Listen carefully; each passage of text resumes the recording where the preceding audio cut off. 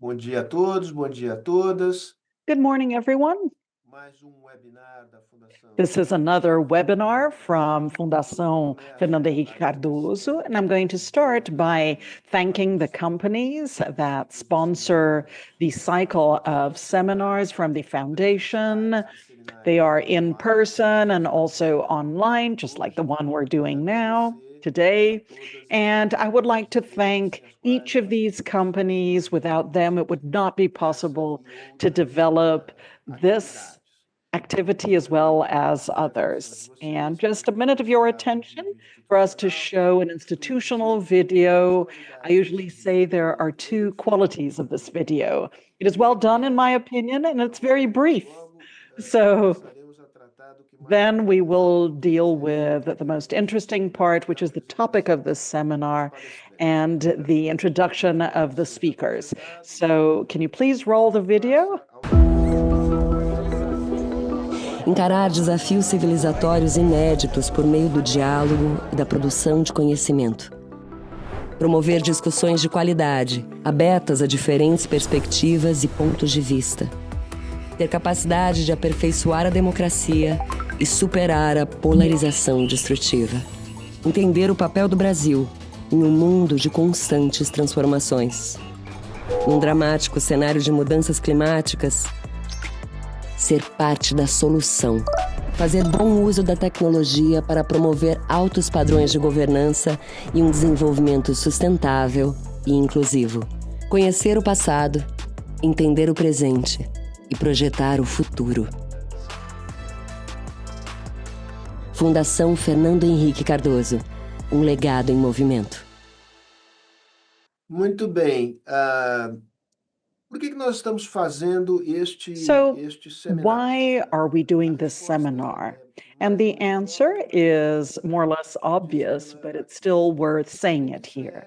ser, So, the do ponto de vista da assumption União is that Europeia, in terms of the desde European a hora Union, and this has an effect duas on the mudanças international fundamentais nos order, últimos there are 3 anos. two fundamental A changes that primeira happened over the delas last é a 3 years. invasão The first presidente one is the war in Ukraine entre a that União changed the Europeia relationship in a the Rússia. European Union Isso and passou a ser Russia. vista So como uma Russia began to ameaça be seen as a à threat soberania de países to the sovereignty pertencentes of the ao bloco countries that bélico belong to e the à European segurança Union nacional dos and Estados. also the national Naturalmente, safety. o segundo fato, And the second marcante fact dos últimos 3 anos, é a that eleição de is Donald very Trump, important que uma in the last espécie few de years is the elections of abandono Donald russo Trump, and there was an implicit da abandonment aliança of the sul-atlanticista, Atlantic Alliance. mudou And a this paisagem geopolítica definitely da perspectiva change the da União geopolitical Europeia. landscape Neste of mesmo the período, perspectives of the se a European gente já Union. And during verifica, this period, and dentro this, da of União course, Europeia, started o crescimento before, das in the forças European Union, there extrema-direita, was pondo em the xeque a increased própria strength União of the Europeia. right Então, é wing. nesse And contexto this que jeopardizes the European Union se itself. And this coloca is the context of por this que a seminar. importância And why is it nossa para important, vir in a our a opinion, for nossa Brazil, for participação? Latin De America, maneira muito in our simples, opinion? porque So, nos interessa because que os basically we poderes are interested in particularmente medium powers, especially uma Europa Brazil, forte and a seja strong o Europe mais that will possível act as uma another pole of power in multipolar this característica por multipolar uma crescente rivalidade situation that shows entre increased rivalry China, between the tanto a United presença States and do China. terceiro So the polo de presence of a poder, que é o mundo, third pole of power e that in a some way expansão de can open autonomia up a greater frente a esse space of antagonismo autonomy, das duas potências considering é the o que nos antagonism of the two interessa. main Nos powers. This is interessa interesting for us. do ponto de And we're vista also dos interested valores, in the do ponto de vista values, normativo, porque a and União that's Europeia because the tem European fatores Union, com capacidade de amongst influência the internacional, players mas that aquela have an international mais ligada influence, the player that is more connected to values that are not dear, like human e rights democracia. and Nós democracy. conseguimos reunir aqui neste So we were painel, able to ao longo bring de in this 2 meses, panel, now in three English, special guests, three, I would say, stellar guests that can help us understand the challenges that the European Union is facing now in this completely altered geopolitical landscape. I will start with Michael Lee, who is an old friend of ours. This is not the first time that Michael generously share his time with us.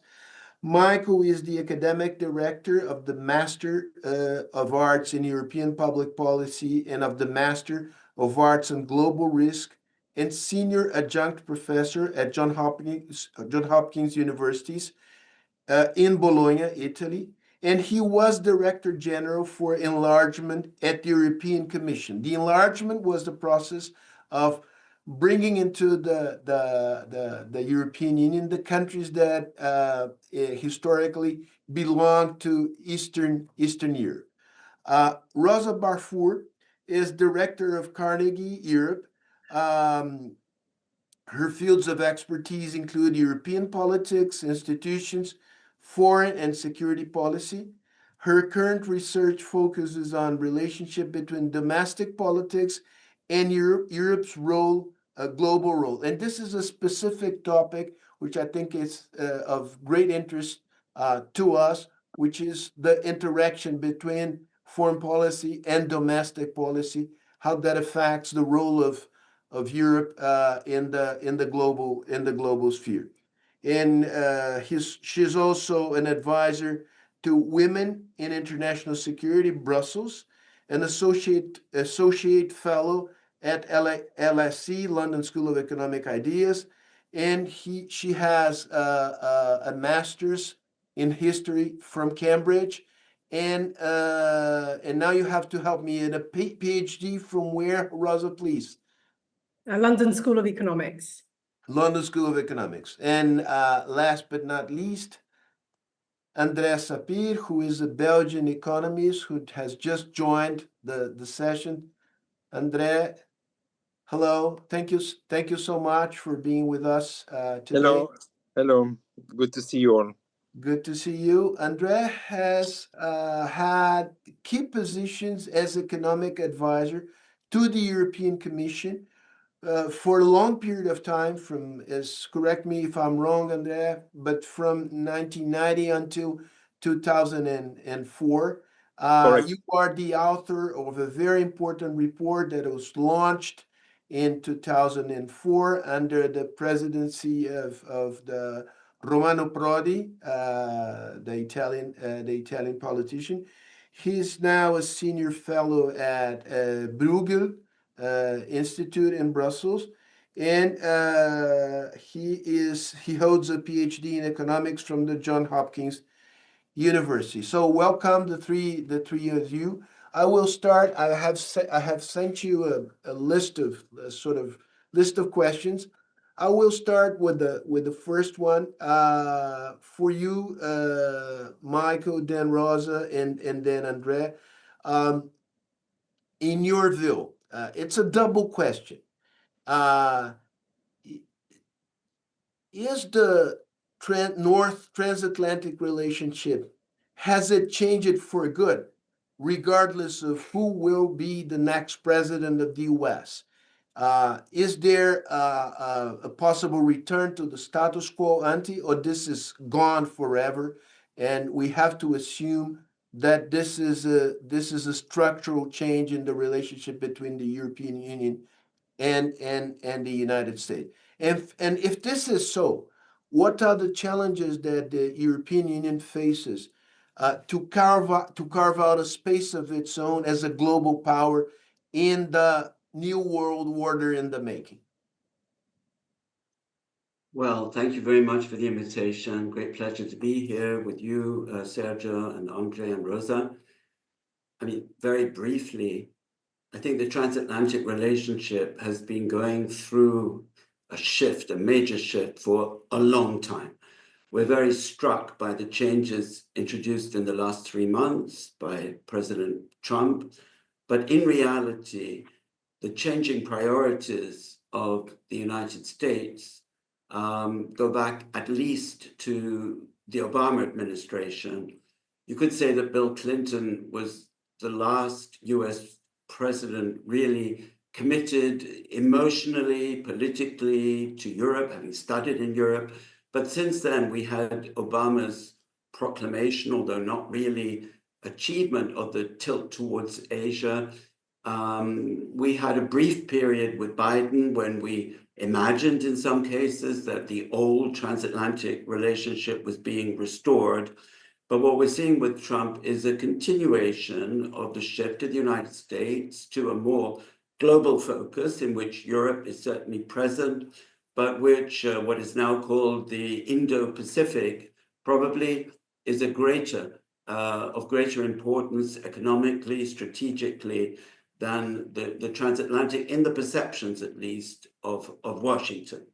So in Europe, we can no longer count on the transatlantic relationship as it used to be to backstop our economic and political policies. The main challenge that this poses to Europe is whether we are able to rise to the task of managing our own security, defense, foreign policy, and economy without being able to rely on the United States as a backstop. And that requires us to overcome the diversity that exists among 27 member states with different perceptions, with different threat perceptions, different national priorities. We've achieved a great deal. There's a common ground, but there are also diversities. And then the institutions of the European Union really embody this effort to come together. So the question is, to what extent are they successful in doing so? And what more would have to happen in order for Europe to act in a truly united way? Very good. We're going to elaborate on each one of these challenges along this conversation in the next hour. Before I turn to you, Rosa, let me just tell people who need translation that they can activate the translation on the bar at the bottom of the screen, right? And you can, people who are watching us either from Zoom or through YouTube, can send us question through the chat, which is also at the bottom of the screen. So turning to you, Rosa, what is your take on that? How do you see this? On the one side, the need of stronger coordination of initiatives, of efforts in various areas, defense, economy, foreign policy, variety of perceptions, right? On the other hand, judging by what you see now and trying to project it into the future, are you skeptical about the possibility of a stronger European Union to arise in the foreseeable future, or not? Well, first of all, thank you very much for inviting me to join. I'm really happy to be on this call. Very interesting topic, but also I'm very interested also to hear from comments, especially the participants in Brazil. I think this is a time in which we really need to foster international cooperation also through dialogue and exchanges of, intellectual exchanges. So this is a great opportunity. Going back to your question, I mean, the first point I agree very much with Michael. So maybe let me just add a couple of, points that complement what Michael said rather than contradict. And I think I think the question really is, where is the United States going? And, in many regards, we can't predict the future. But I think for Europeans, Europeans are the historic ally of the United States. It has been a huge shock. The shock started on the 12th of February when Donald Trump had a call with Putin. Then it continued on the 14th of February when J.D. Vance said, well, actually, Russia is not the enemy. The enemy is within, and it is the mainstream political parties of Europe. You should support the extremist political parties, such as the Alternative for Germany, which has actually been labeled as an extremist party. So a support, an American support, a support from the new administration for political parties that have been considered on, in the grey zone as far as democratic standards are concerned. So it was a huge shock for Europeans. But of course, I think in some parts of Europe, the hope is still harbored that this is a parenthesis and that after Trump, the United States will go back to supporting the international liberal order, to supporting the traditional allies. So the big question in Europe, the big debate in Europe is, to what degree is the United States, can it no longer be considered an ally as we have understood it since the First World War, actually? And should it be considered a foe? Donald Trump's comments about Greenland, about Panama, about Canada suggest that a vision of politics that is based in a sphere of influence is actually quite a strong vision. And that's exactly the opposite of what the European Union has been supporting, which has been more about the multilateral order and international cooperation. So, there are two questions here. One is, can Europe pull itself together to address this different international context? And the other question, which I think is very relevant for participants in Brazil, is to what extent can Europe as a whole continue to work with partners to support the multilateral order? Now, can Europeans do it? Let's move on to sort of the second question. I have to say that the past few months have been hyperactive months politically. We have seen European political leaders come together. We have seen that they have come together to support Ukraine against Russia's invasion. And in particular, it's interesting, I think, that it's not just about supporting Ukraine in that particular context, but actually in a position in a place in which the United States seemed to hinted at the possibility of recognizing Crimea, i.e. Accepting territorial conquest through force. Europeans have actually stood up and said, no, we want to go by the UN Charter. Might is not right. And that is actually quite a significant departure, because we need to remember that many countries in the European Union are staunch transatlanticists and have been relying on the United States for their security and have been turning to Washington first before turning to Brussels for security matters. So the big question is, to what extent have these countries actually really shifted or not? And I think partly the longer term answer will depend very much on what the United States does. So I think Europeans are coming together, but there still are pockets of hope that the transatlantic relationship might come back, maybe not necessarily to what it was before, but might come back to a situation in which the rules of the game are respected. Personally, it's my personal opinion that we are entering a new era and that Europe needs to adapt, but I think that this idea perhaps is not accepted everywhere. And the second point I'd like to raise is that what is happening in the United States is not confined to the United States. We have similar politics in Europe, and I think political leaders, there are political leaders and political parties in Europe that embrace the Trumpian view of the world, and therefore they will act as obstacles to the current efforts to pull together European institutions, to pull together the European pillar of NATO, and to pull together the various countries, which, by the way, are not just the European Union, they're also countries that are outside the European Union, such as the United Kingdom, that they are currently trying to, take collective responsibility for international security. But there will be actors within Europe that will push against that. So yes, Europe can do it, but I think we need to remember that it's not just an international environment that is hostile, but there are also elements within European politics that prevent this. Very good, very good. In the second round of our conversation, now we'll come back to this specific topic, or allow me to say a horrible phrase. There are enemies from without and enemies from within. And I would like to focus on the interaction between the two of them from the perspective of the European Union. But let's save it for the second round of the conversation. Let me, once again, Andrea, I know you're working on a terribly tight schedules. Thank you so much for making the time to be here today with us. I will pose the same question to you about the challenges, but I would like you to focus more on the economic area.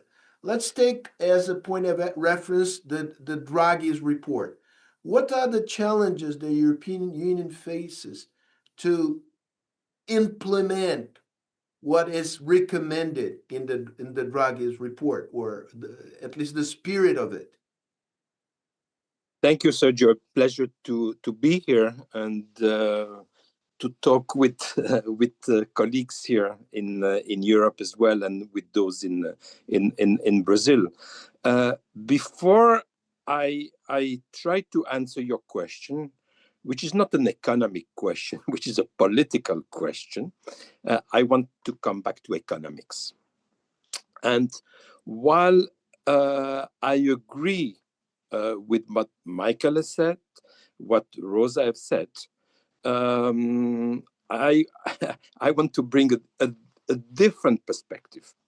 And the economic perspective is that the interrelationship between the United States and Europe has not lessened over the last 20, 30 years. Yes, obviously, there's been China, there's been many other countries in the world with much faster growth performance than Europe or even America.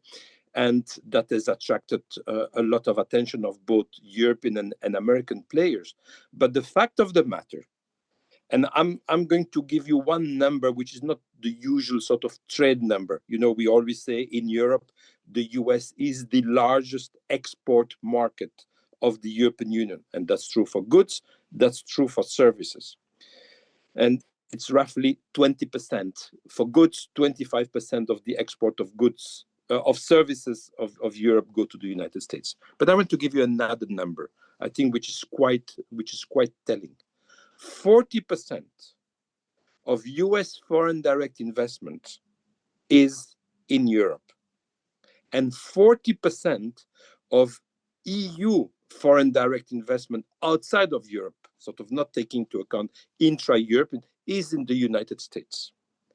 So we are extremely, extremely interdependent from an economic viewpoint. And to me, the interesting question is, I'm taking very much at face value, and as I said, I very much agree with what Michael and Rosa have said, that definitely what has happened in the last few months, that comes on top of a trend for already several presidencies of sort of a bit of loss of interest, knowledge and of interest on their part towards Europe. That is there, no doubt about there, but you don't see that in the economic sphere. And so this is what I find, from my perspective, the interesting question is this discrepancy between the economic landscape, the economic interdependency, which remains very, very strong between Europe and the United States, sort of this North Atlantic relationship, and to which you could add obviously Canada, and the political or geopolitical one. And you know, how will it end up? Will economics trump the geopolitics, or will geopolitics trump the economics? That personally, I find it as an interesting question. I don't know what is the answer. So I see those two trends, but you know how it will play out in the end. And you know what we hear at the moment, obviously, is on the part of politicians, the political world in the United States. But what about the economic world in the US? They've not been very, very vocal so far, right? They've been very timid, obviously, under Trump. It has not been very easy. But again, the reality continues as before. And you know, I apologize that I started my participation in this meeting a bit late. The reason why I was chairing a seminar, a closed-door seminar on the Chatham House. I'm not going to give you the gist of who said what, but it was about banking. It was about financial sector. It was about the financial sector in Europe, and it was about the financial sector in Europe, including in relationship to what Draghi is writing in about competitiveness and about the moves by Trump. And again, the discussion was very much of how we are very interdependent. Maybe we are more dependent on the US, by the way, on their financial sector. If you look at investment banks, the Goldman Sachs and the others, we don't have such players in Europe, except the American ones. So we are depending on them, but they are depending also on this European market. It's big business for them. So I would be a little careful in saying that all of those changes that have been taking place from a geopolitical nature, they are leading to a lessening of the economic relationship. And again, to me, the question is, will they reconcile at some stage? Will they not reconcile? Will they clash with one another? I think it's one question. But then I come to the issue of the Draghi report.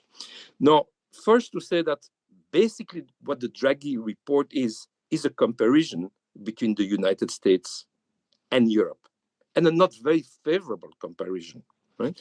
So it's really an alarm bell from a competitiveness viewpoint, saying that Europe has some severe difficulties. The report goes into a great deal of discussion. It's not in generalities. It goes into sector by sector and shows that not only in the sectors that you expect, the digital and AI and all of those areas where Europe is lagging behind the US and China. But yes, we have some serious problem, and saying that Europe needs to change that. And yes, part of the reason, part of the narrative, and part of the reason why I believe that there may be action on the Draghi report on the part of the political world in Europe, whereas there was little action on the report that I produced with the group that was basically saying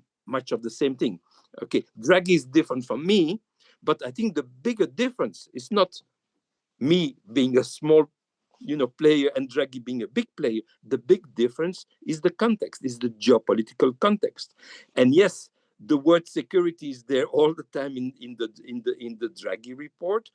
And that geopolitical environment, the security environment, is making the fact that part of our economic security is about competitiveness. So we need to raise our game in terms of competitiveness. Are we going to be able to do it? So the need is there. There is consensus that there is the need to do this. Is Europe going to be able to deliver? And to tell you the truth, when I came at the end of the Draghi report, and I agreed with much of what was said, what I lacked in the report, and I don't know whether Draghi was asked not to go into this or it was himself who decided not to do it. I was hoping that he would say, how will the system then? What should the system do? Not simply what it needs to do, but how will the system, how will the governance of the system, how will the politics of the system enable to deliver something that it has not done for quite a while. Some of the issues that we are talking about in the Draghi report, they've been with us for tens of years, not just tens of days, of months, tens of years. We know those issues. Some of them relate very, very simply to completing the single market. I mean, completing the single market, a project that was launched in the 1980s, that was supposed to be completed in the 1990s, and then we went into the euro, and that we are still producing reports, the Draghi report, the Letta report that come on top of the Monti report, and 10 years ago, and every 10 years we have a report saying we need to complete, and it's very frustrating. And but again, I'm hoping that the geopolitics will bring this reality to the highest level in Europe, and that they will be able to surmount some of the difficulties clearly that they've not been able to before. So it's not to me, an economist, that you have to ask whether they will be able to do this. As I said, me as an economist would say there is a need to do it, but there was already a need to do it 10 years ago. There was already a need to do it 20 years ago. And all of this is very, very well known. So as the politics inside Europe changed sufficiently because of the changes in the geopolitical relationship between Europe and the United States, and also obviously what's happening Russia, China, I think that is the question. Personally, I would not dare give a definitive answer. I see things moving and see things reacting, but whether they will be able to cross the threshold and really deliver, I still need to see it. Let's see if Michael dares to give some answer to the very thought-provoking point that you raised. Actually, there are two, right? First, this kind of disconnect between what's going on at the political domain and what's going on at the economic level, right? You have no decoupling whatsoever at the economic level on the country. But there, you suggested me, listening to you, Michael, that there has been a sort of generational change that has occurred years ago, not now, right? Clinton was the last American president who studied in Europe, who had Europe in very clear, and the importance of Europe very clear in his mind. And from Obama on, this has changed. In your view, what would prevail? Economic relations or political relations, right? And I know this is not an easy question to give. And your intuition about the feeling of threat coming from abroad, will it make a difference this time around to make it possible what 10, 15 years ago was known but not politically feasible? Well, we're in an extremely unusual situation, which we haven't seen before, where people bracket together the President of the United States and the President of Russia as threats to Europe. We had a seminar here in Bologna last week, Europe between Putin and Trump. And I think this is qualitatively different from anything we've seen before. And the picture is constantly changing. Just in over 4 months now of Trump being in power, we went through a period at the beginning in which it looked as though everything was changing. As Rosa recalled, threats from America to the sovereignty and territorial integrity of NATO allies, of Canada, of Denmark, things that we have never seen or heard before from the United States. The imposition of very far-reaching sanctions, which also hit Europe. So a couple of months ago, and then of course, the American positioning on Russia and Ukraine, with the new administration coming down firmly on the side of Putin, and this famous clash at the White House with Zelensky. But I think the reality principle is slowly coming home to Trump, at least in the political sphere. His promise that he would resolve the Ukraine-Russia war within 1 day hasn't happened, of course, or even within 3 months, but he's come to realize that Putin has objectives that go far beyond a quick deal of the sort that he'd been hoping to make. Now, whether the sort of reality principle in geopolitics, which little by little is kicking in, will reinforce the sort of underlying interdependence that Andre has pointed to, so that he's talking the talk of a sort of radical break with the past, but maybe he's not going to walk the walk to the same degree. The court is still out on that. But I think Europeans have to plan for the worst. hope for the best, plan for the worst, whether economically or politically. And this is posing a huge challenge. In the economic sphere, there are all those ideas in the Draghi report, which, as Andre recalled, in a way echoed points made in many previous reports. At first, it looked as if the Draghi report would create the blueprint for the new European Commission. And the new Commission claims to be implementing parts of it, but only rather modest parts of it, basically small elements of deregulation, simplification, lifting some of the more onerous requirements, particularly on smaller firms, things like that. But we haven't taken Draghi really seriously. In the geopolitical sphere too, the European institutions are trying to respond. The Commission President came forward with a very ambitious scheme for European defense cooperation, which is really mainly cooperation on the munitions, the armaments industry, with a headline figure of 800 billion. Now, of that, really only 150 billion would be EU money, in reality, not entirely new money. But with this geopolitical alarm bells ringing, would we come together? Yes, the Commission did its job, came forward with a proposal, but 27 member states see things very differently. Is geopolitics overwhelming economic considerations for the member states? We've got used for the last few years of thinking of the Northern European countries, particularly the Nordic countries, the Baltic countries, the Netherlands, sometimes Germany, as those who hesitate the most to spend new money to build up debts for defense or for infrastructure or anything else. Now, the new situation is that many of those countries feel themselves to be the first in line from Russian threats and no longer relying on the United States. So some of these countries would like to see these European initiatives to spend more on defense industries, while now, ironically, it's the Southern European countries who in the past were least concerned about ramping up debt, who are now the skeptics because they're a bit afraid that their own debt and deficit levels will become unmanageable. So what are we seeing in all of this? We're seeing a bit of a cacophony.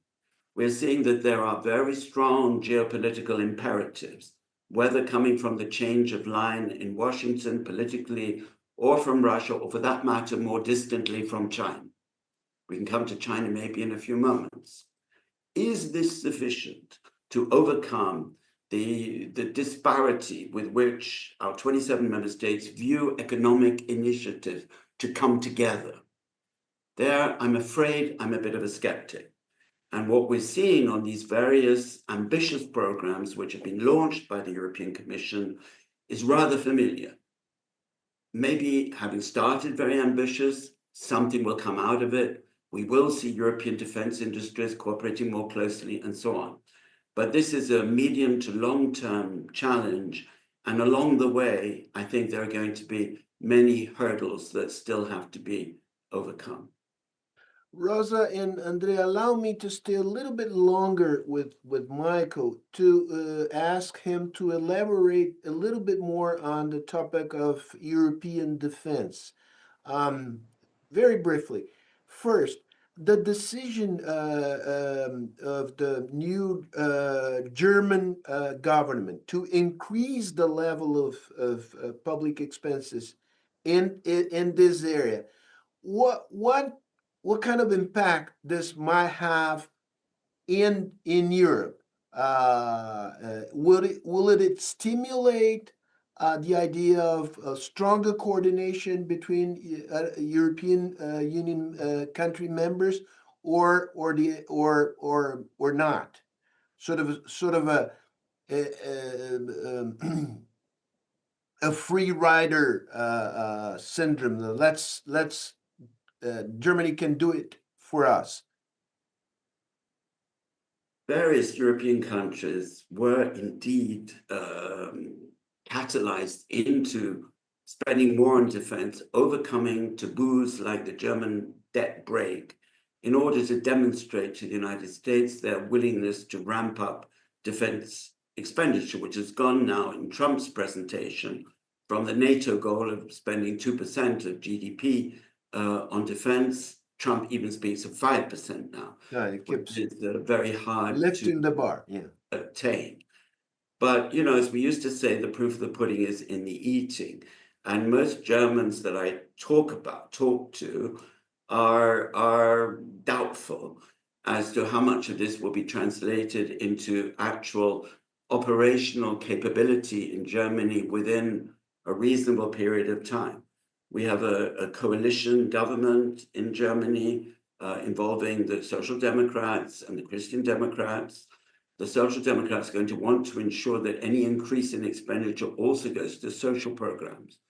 So, you know, the debt brake has been lifted, but there still have to be extensive debates and discussions. We have to see how stable this coalition is. The latest talk is whether there might even be an opening at some point to the far left in Germany, which would have other priorities.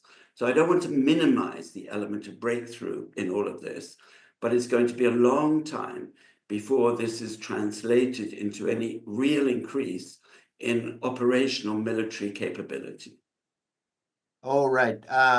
In a way that answers the questions raised by Pedro Constantino, Pedro, and whether the increase of the expenses by European countries in defense would be compatible with NATO and so what you're saying to us is that as far as we can see in the future, Europe will remain entirely dependent on NATO, right? In terms of its defense. Look, I don't want to hog the discussion, but just very briefly, I think, you know, there are different models put forward for European defense. One, which in my view is an entire illusion, is the idea of something like the old European defense community idea that was defeated in 1954, which in shorthand terms, one might say, means creating a European army. That will not happen. The second model is coalitions of the willing, which have gone through several countries getting together, maybe beginning with the Weimar Triangle, France, Germany, Poland, maybe the United Kingdom, maybe on a good day, Turkey, who knows, getting together in the area of security and defense. And the third, which maybe overlaps with that, is a Europeanized NATO, with the US playing a lesser part, but not actually withdrawing from NATO. Now, we don't know which of these models will predominate. I would exclude immediately the notion of a European army, and probably a pragmatic arrangement whereby there could be several European countries contributing to a kind of reassurance force, if ever there really is not a peace agreement, but an armistice or some such ceasefire in Ukraine. I think this kind of pragmatic arrangement is more probable than the EU as such, assuming a major role in military aspects of defense. Thank you. Thank you so much. And thank you, Rosa and André, for your patience to wait. Rosa, going back to you, how do you see the ability of Trump to interfere, Trump and Putin, from their respective sides, to interfere within the dynamics of European internal politics in order to make it even more difficult for European countries to coordinate among themselves and to raise as a global power? Yeah, no, I mean, the intention seems to be there, and you know, the US joins Russia and China in really trying to push wedges between European member states so that Europe does not come together as a whole and is more, you know, external powers can leverage on individual member states to pursue whatever it is whatever are their goals. So this has clearly been happening with the United States. But I would say that I was very worried that actually Europeans would really fall apart around this. I also envisaged individual European countries trying to curry favor with Donald Trump in order to achieve privileged situations, including in the field of trade.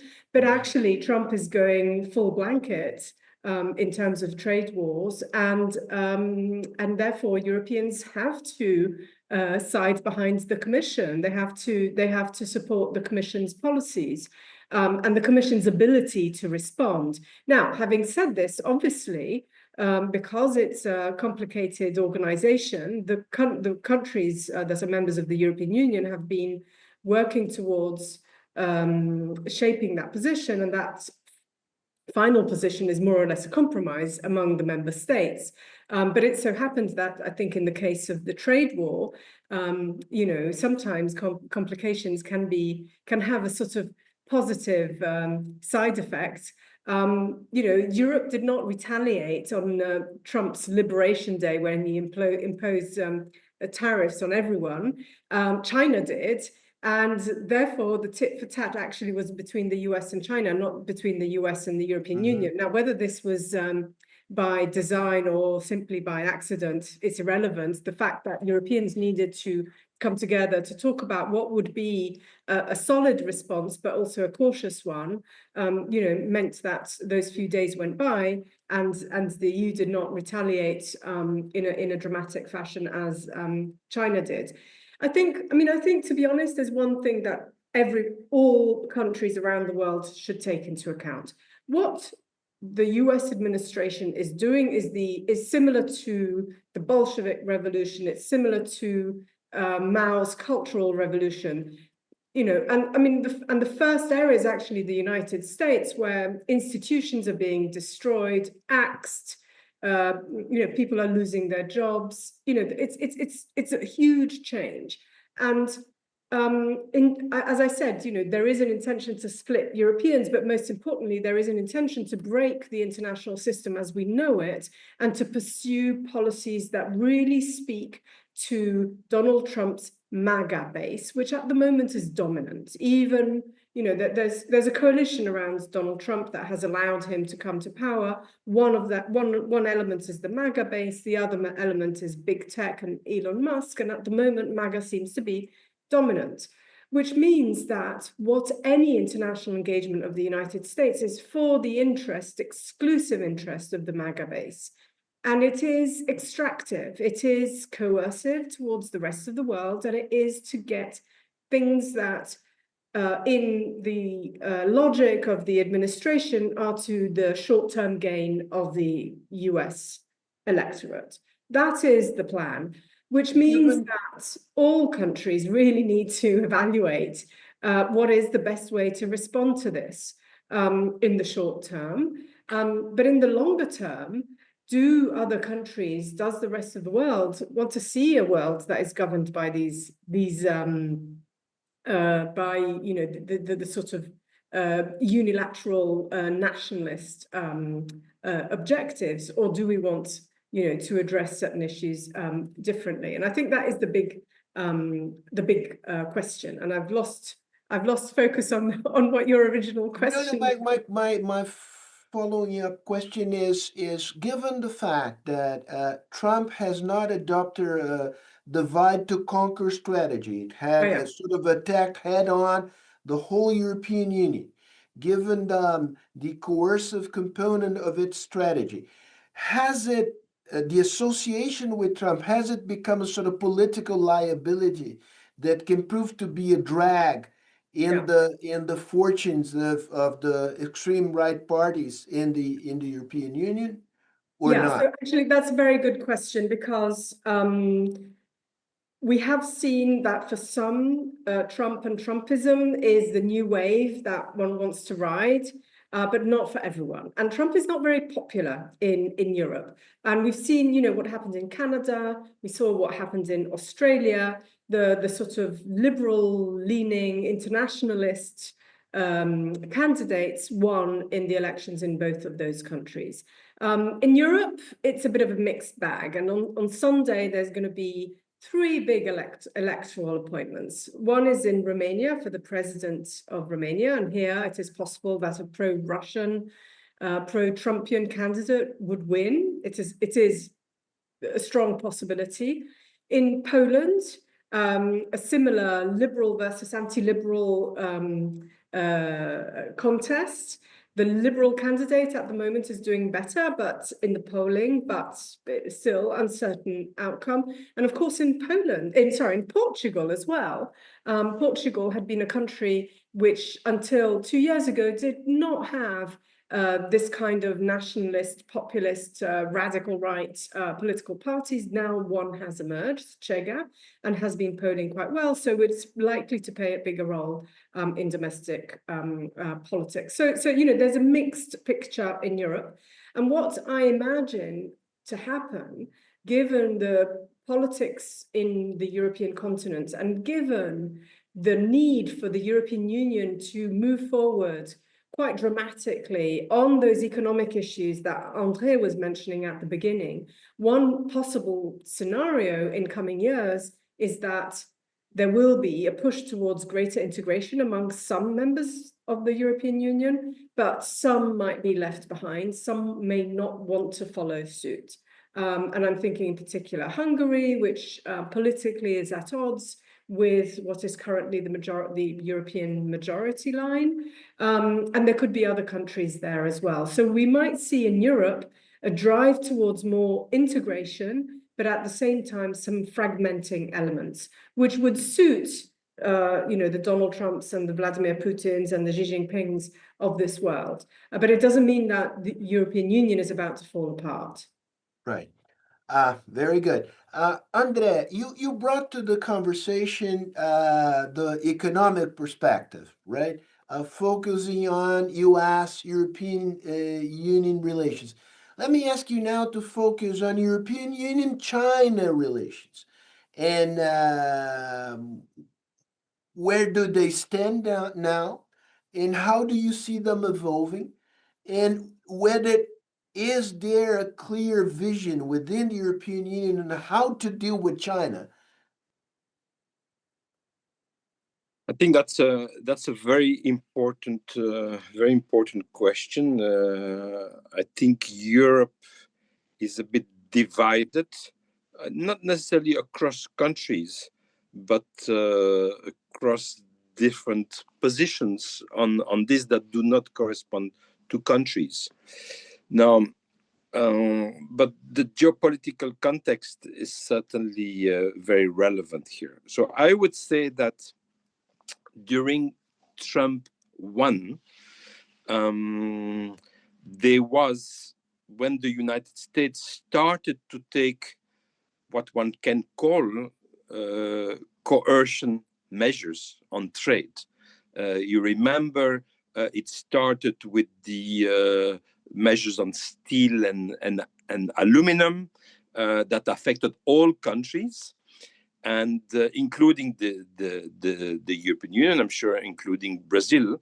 But from the viewpoint of Europe, there was sort of puzzlement because the measures were taken in the US based on national security, this famous Section 232 of the US Trade Act that allows the US president to take certain protective measure if there is a risk that a sector, in this case steel and aluminum, had reached such a low level of production that it risked posing an issue in terms of defense for the US.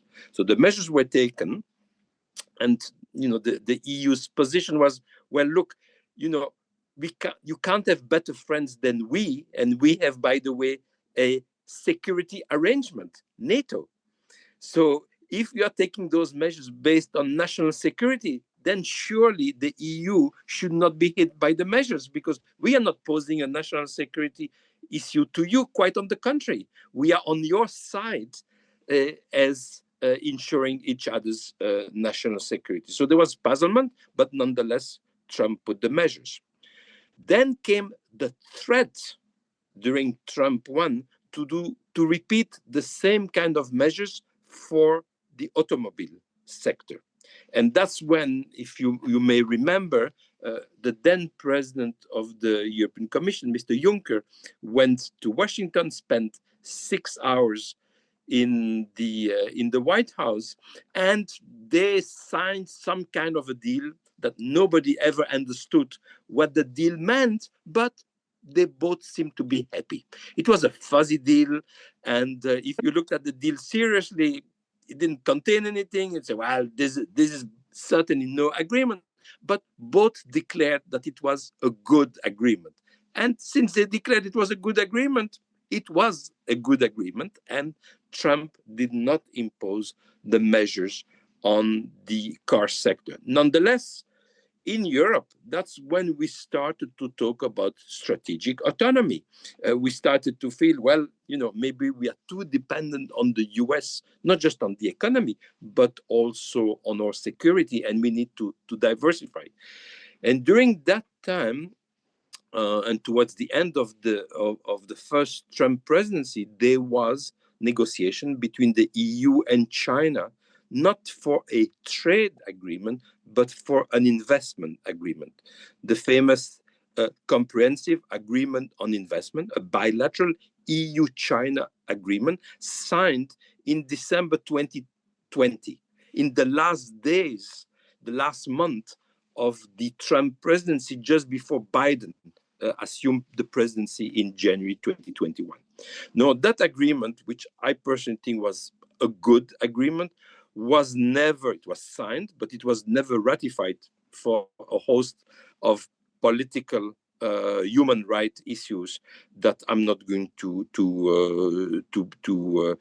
go into the details. Now, after that, it should have been ratified. Sorry to interrupt, but just to clarify, should have been ratified by the European Parliament. Should have been ratified by the European Parliament, but because sanctions were taken by China against some of the important members of the European Parliament, obviously it was a no-go situation. Now, the agreement was put completely aside, and I think then what I think was the main event, and I think a very detrimental event in terms of the economic relationship between the EU and China, was the situation about the war in Ukraine, the invasion by Russia, and shall we say, if we want to use that term, the ambiguous position of China. Or you can say the pro-Russian position, at best ambiguous, or at worst sort of a pro-Russia position. That has certainly closed the door for improvement of the economic relationship between the EU and China that was envisaged in some manner, sort of careful one, but small steps, investment, other small steps, but suddenly the political situation in Ukraine, the position of China really worried very much the European policymakers, and you heard very much the reflection: we had been too dependent on Russian gas, and we are not going to increase our dependency vis-a-vis China. China is not a reliable geopolitical partner, and therefore we need to decrease our economic dependency or economic interrelationship. And that was then what became the economic security discussion. The economic security discussion was very much a term to designate our relationship with China and the need to be careful in our mutual dependency, both on exports. Much was said about Germany being too dependent about the Chinese market for its exports, and us, the European Union, being too dependent on imports from China of a variety of products, including obviously the famous critical raw materials. So I would say at that stage, and certainly we also pressure from the Biden presidency, there was not going to be any new initiative to improve the economic relationship between the EU and China, quite on the contrary. Now, as the new measures taken by Trump changed the viewpoint of people in Europe, and I think for some, yes, but I think overwhelming, rather not. So there is a tussle. There's again an open debate, and we hear very often those who are saying, "You see, after all, the U.S. Is your principal economic partner, but the U.S. is not a reliable partner. Look at what Trump is doing. Again, you know, you're supposed to be friends, and look at the way he's treating you with the tariffs." And that discussion is there with the Chinese. So there's a reopen some discussion. How that discussion will where it will go, whether there will be again some steps. Some even are talking of giving a new lease on life to the famous agreement on investment under a different name. It would need to be, it can't be the same one for political reasons, but something could be there. Is that possible? Is there the space? What is the view of the US? What implication it would have on a geopolitical relationship with the US? I think, again, economics has become so entangled with geopolitics that you can't look at any of those relationships from a purely economic. Does it make sense? Yes, obviously it makes sense to have economic relationship with every country of the world. Does it make sense to have more free trade? Yes, obviously it does. All of those issues are there, but then you have the geopolitical climate, and the geopolitical climate has recently certainly taking the dominates the economic discussion. good, It's very become good. all geopolitical. In the one basic characteristic of the new geopolitical climate is very low trust in other countries, right? Well, we are entering the final part of our conversation. We still have like no more than 50 minutes. And I would like to address two questions. One is briefly Ukraine, and then European Union, Latin America, Mercosur relations. First on Ukraine, and whoever wants to take this question, please feel free to. Is there a consensus among European Union country members on what would be an acceptable solution to the war in Ukraine or not? This is as well an area in which divergence prevails over convergence. Michael Lee, I think you should go first. Well, very briefly, the answer is no. Although in general, I think most member states would agree that Russia should not profit by breaking the post-Cold War consensus on not changing borders in Europe by force. So that would remain, I think, a principle influencing many European countries. But you would not find unanimity as to how to deal with this. There are those countries which feel themselves potentially under threat themselves, which would be mainly Poland, the Baltic states, and Sweden, which would be in favor of a very strong line vis-a-vis Russia and continuing support for Ukraine. You have other countries, particularly in Southern Europe, which either have a history of close relations with Russia, as in the case of Italy. Name one. Italy. I mean, you can have every single Italian prime minister for the last 25, 30 years. I've showed to my students photos of them in the arms of Vladimir Putin, including Romano Prodi, who we all admire so much. So, I mean, Italy has not felt itself under threat from Russia, and nor indeed, obviously, Spain or Portugal or Greece. Even there's some ethno-nationalist religious links, rather distant, but nonetheless there, between Greece, Cyprus, and Russia, and so on. So you do have a divergence. On the other hand, there's no willingness to go down the road with what Trump thought he was going to achieve, which is sort of real estate type deal of just sort of property versus security, in which Ukraine is forced to give up territory and given some kind of security guarantees for the rump Ukraine that would remain, there's no consensus in favor of this kind of deal. And Trump is discovering now what Europeans knew all the way along, and that is that Russia has ambitions that go way beyond this kind of limited territorial deal. So I think despite, the meeting that's about to happen in Istanbul that could surprise us all, we even don't know whether Putin will turn up or not, we'll see. But the idea that there will be a sudden breakthrough, given the gap between Russia's maximum goals and those of Ukraine, seem to me highly doubtful. If I could just respond briefly in this context to one of the questions that was in the chat, does this show a lack of leadership on the side of Europe? And I think there's a real issue on this question, but many others too, as to leadership. And we got used for many, many years to think of France and Germany acting together, which has not been the case for quite some time. It remains to be seen whether this might be the case in the future. One of those voices that otherwise are rather clear is the voice of Donald Tusk, the Prime Minister of Poland. And Rosa referred to the presidential election there next weekend. If the candidate of the ruling party, Civic Platform, were to win the presidential elections, Tusk would be in a strong position.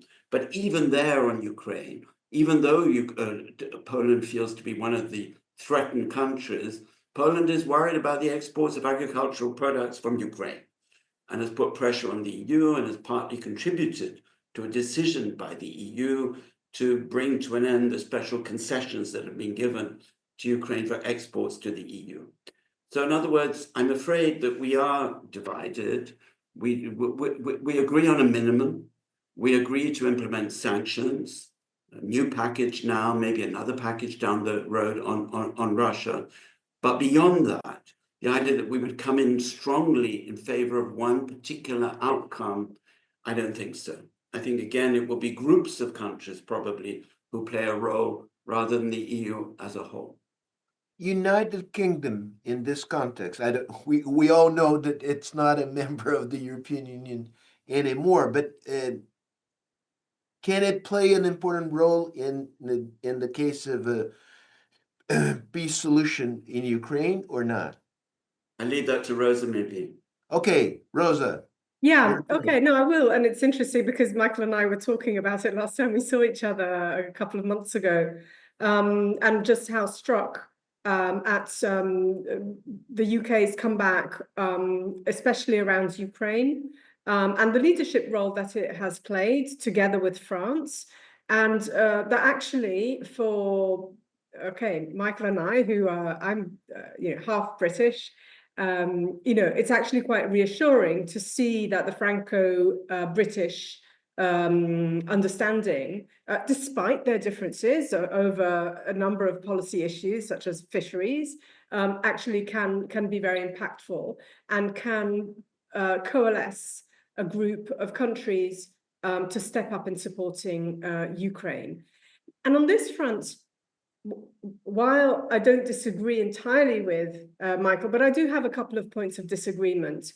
And I think, in a way, I think this is something we really need to think hard about. I think around Ukraine,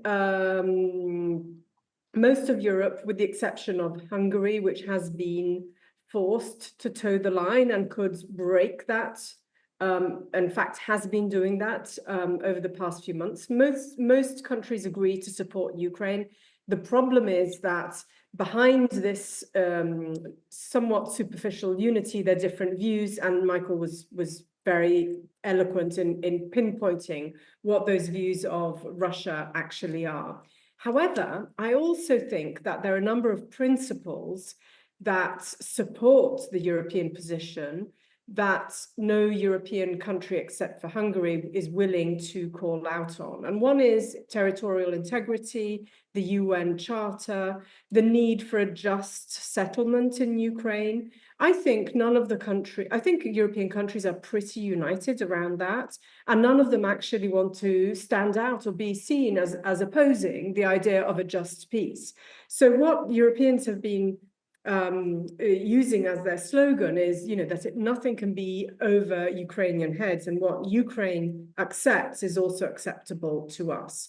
So I think if we go towards some kind of a ceasefire, and to be perfectly honest, I'm a little bit skeptical because Russia, Putin, has not given up on its maximalist position, which is capitulation of Ukraine, the ending of Ukraine as an independent state. Even Donald Trump, I don't think, can support that. And, Putin has not backed on that in any way and hasn't given any indication of doing so. And so I don't think Russia is ready to end this war. And I think Ukraine is ready to continue defending itself if needed. And if there isn't an agreement on the ground on how the war will end militarily, I see it very hard to be brokered from by Donald Trump or other outside powers. So I'm skeptical of a breakthrough. I hope to be proven wrong, but I'm skeptical. But I think what we will see is a kind of de facto situation and de jure situation. The de facto situation will be that Russia will continue to occupy parts of Ukraine, and that will continue to be even if there is a ceasefire, it will continue to be a very hot border. The de jure will be that Europeans will continue to support Ukraine as an independent state and as a sovereign state, and will continue to vote for supporting Ukraine's territorial integrity in the United Nations. And I think that is a principle that Europeans will not abandon, despite, some countries moving away from that understanding. So, and I'd like to say this because you introduced this session talking about values, and, a lot of the values around which the European Union has moved in terms of integration on the continent. A lot of those values are the values that are in the UN Charter, and at a time in which economics are being weaponized, geopolitical competition and sphere of influence politics are dominating. These values are really risk being thrown out of the window, and I think it's important for European states that have supported these values, these universal values from the beginning. It is important that they continue conducting their foreign relations with those in mind, and not just thinking about and not just responding to power politics. All right, I would love to get deeper into this subject. There are other questions about it. In a way, you have covered the whole ground, and I have to move on and address the final issue, which is how important, from the European Union perspective, is the Mercosur European Union agreement, the likelihood of its being approved, and Rosa, take this as one possible example of the ability of the European Union to build bridges with third parties in the global sphere. Your take on that, starting with André. You were the last one to. Now it's your turn. Maybe you can let me answer, because I'm going to have to go, I'm afraid. I know that. In a couple of minutes, I really. And feel free then to leave, right? Yeah, and thank you so much. Let me just say a couple of words on this. I will start by saying it will happen, in my view. If I had to take a bet, the EU will ratify it.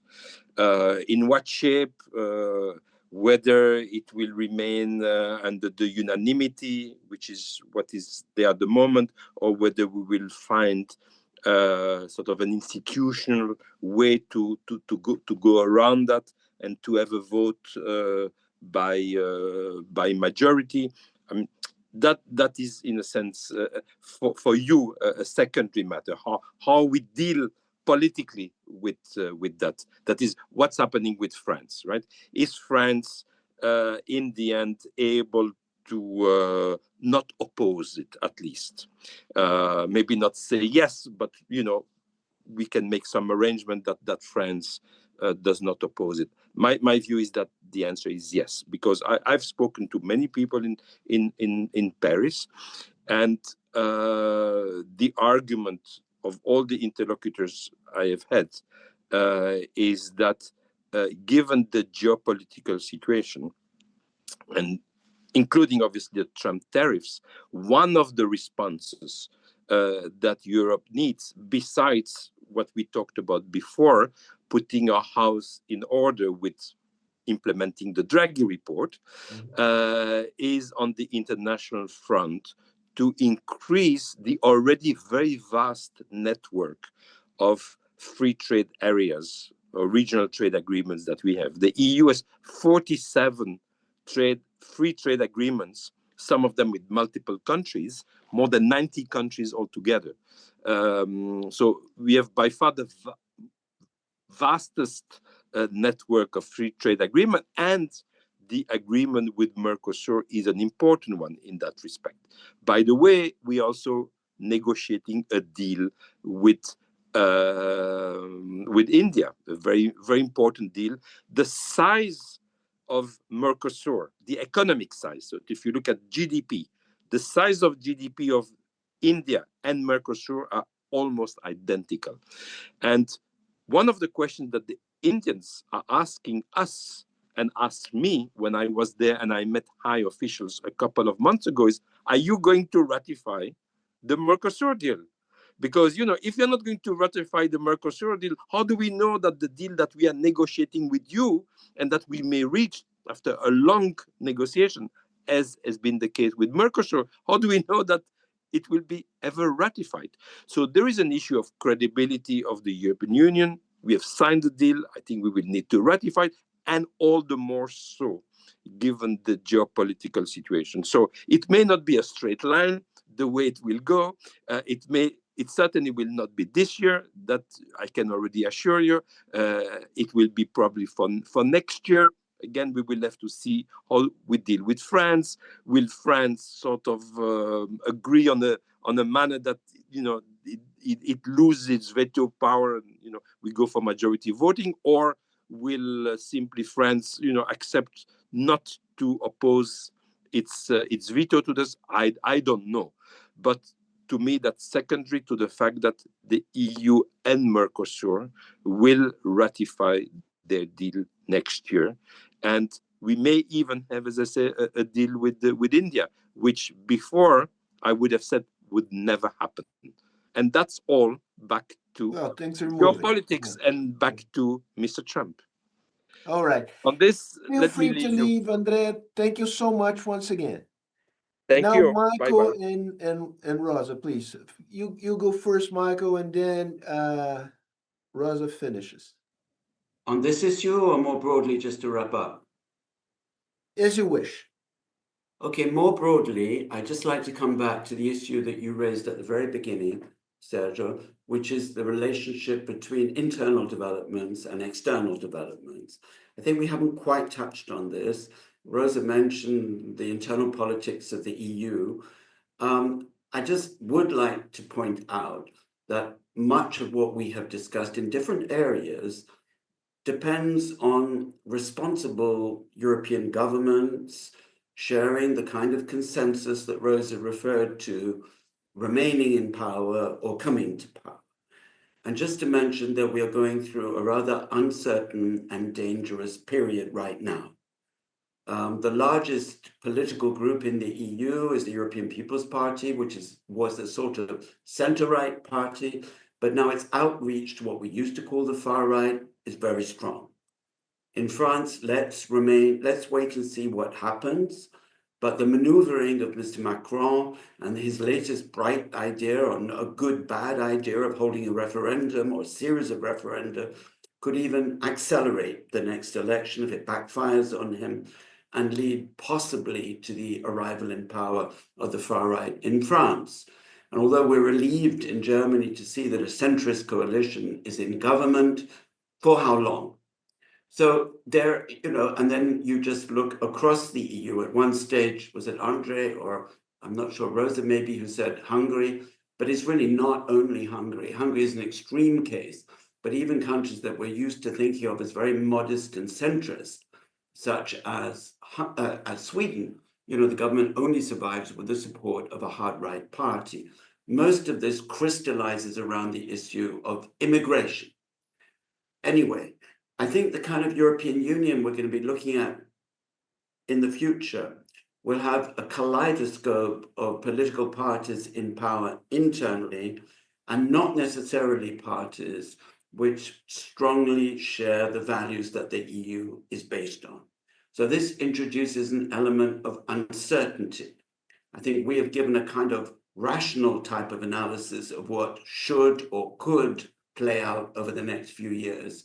But there's also the uncertain factors, populism, its impact, and we haven't seen the end of that yet. Very good, very good. It's not a comforting thing to say at the end, but it's the truth, and I thank you for raising this point at the end of our conversation. Rosa, your turn now. Yeah, no, I think I don't want to repeat what Michael said, because I think he's nailed it. And the problem in Europe is that what we've seen over the past couple of decades, the erosion of this sort of broad pro-European centre, which spans the sort of social democrats to the left, via the liberals at the centre and the Christian democracy. And there was a sort of bargain.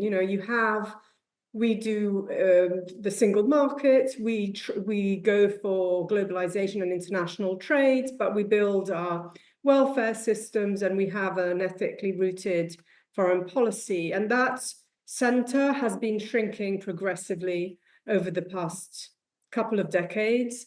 And we've seen some extreme examples of it. In the case of Brexit, it was a minority position pushed forward by a party that at best had one member of parliament, but the impact on public opinion was so massive that the centre-right party felt compelled to move towards that radical right, which was in favour of breaking the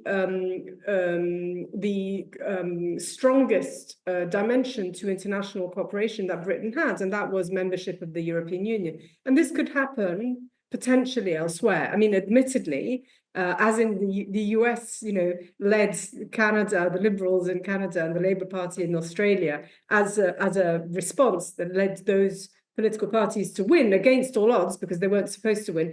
Ditto in the case in 2016 when Britain voted to leave the European Union. All the radical right parties in Europe said, oh, well, maybe that's a little bit too extreme a position.